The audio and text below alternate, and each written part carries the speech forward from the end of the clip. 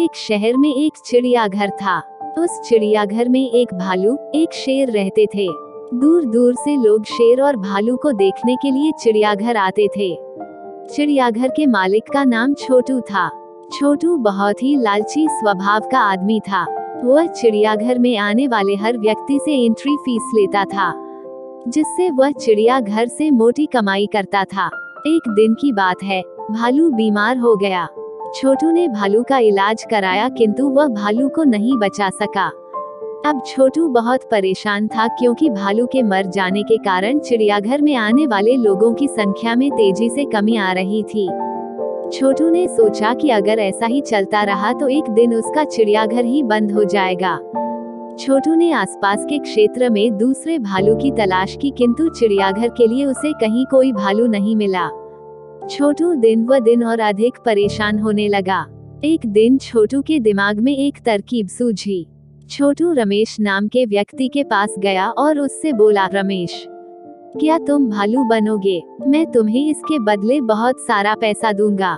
रमेश को छोटू की बात समझ में नहीं आई। रमेश बोला, मैं तो इंसान हूँ, मैं भालू कैसे बन सकता हूँ? उद्धरण चिन्ह। रमेश की बात सुनकर छोटू हंसा और हंसते हुए बोला, भाई, तुम्हें सचमुच भालू नहीं बनना है। तुम्हें तो सिर्फ भालू के कपड़े पहनकर लोगों के सामने भालू जैसा दिखना है और भालू जैसा व्यवहार करना है। इसके बदले मैं तुम्हें बहुत सारा पैसा दूंगा, जिससे तुम्हारी गरीबी दूर हो जाएगी। पैसों के लालच में रमेश छोटू की बातों में आ गया और भालू बनने के लिए तैयार हो गया।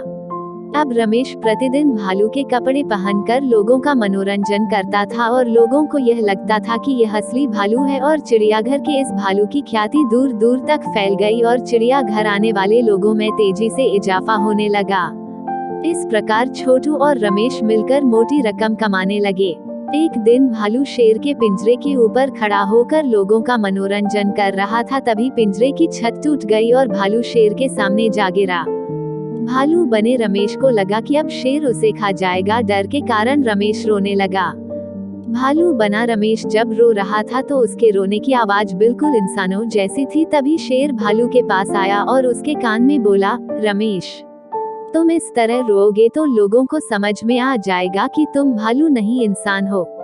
उद्धरण चिन्ह। शेर को इंसानों की तरह बात करते देख रमेश को बड़ा आश्चर्य हुआ, किंतु थोड़ी ही देर में रमेश समझ गया कि जिस तरह वह नकली भालू बना है, उसी तरह यह शेर भी नकली है। शेर और भालू का वार्तालाप चिड़ियाघर में आए लोगों ने सुन लिया और उन्हें समझ में आ गया। चिड़ियाघर के लोग उन्हें नकली भालू और शेर दिखाकर उल्लू बना रहे हैं। लोगों ने तुरंत ही शेर का पिंजरा तोड़ दिया और भालू और शेर की पिटाई शुरू कर दी। इसके पश्चात लोगों ने चिड़ियाघर के मालिक की भी पिटाई की और उन तीनों को पुलिस के हवाले कर दिया। शिक्षा। चिड़ियाघर का भालू नामक कहानी से हमें शिक्षा मिलती है कि बुरे काम का नतीजा हमेशा बुरा ही होता है, इसलिए बुरे कामों से हमेशा दूर रहना चाहिए। हमारे YouTube चैनल को सब्सक्राइब करने के लिए नीचे दिए गए सब्सक्राइब बटन पर क्लिक करें। हमारी वीडियो को लाइक करें, शेयर करें और अच्छे कमेंट करें।